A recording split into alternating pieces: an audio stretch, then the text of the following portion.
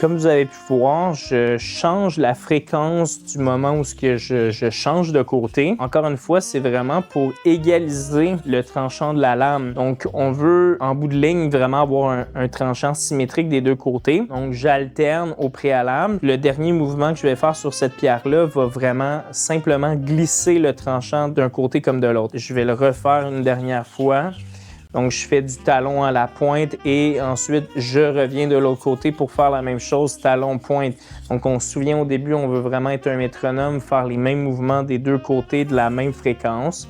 Et là, je vais vraiment uniquement faire glisser le tranchant pour avoir le plus d'uniformité et le plus d'égalité au sommet du tranchant. C'est ça qui va nous permettre d'avoir à la fin de l'exercice un tranchant plus uniforme et aussi peut-être un peu plus perforant. Une fois que vous avez senti vraiment que votre couteau est uniforme, c'est-à-dire que des deux côtés, les biseaux se touchent, vous pouvez faire le test. Là, ici, on ne cherche pas à avoir un morphile, donc normalement, il ne devrait pas y avoir de son.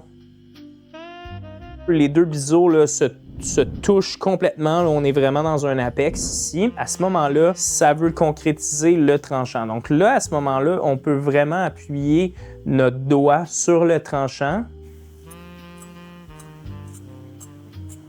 Et c'est ce son-là qu'on recherche. C'est un son de pincement qu'on veut entendre et ça veut vraiment être le signe qu'on est vraiment à un endroit où les biseaux se touchent et que le tranchant est optimal ici. Là. À ce moment-là, notre travail sur la mille a été complété.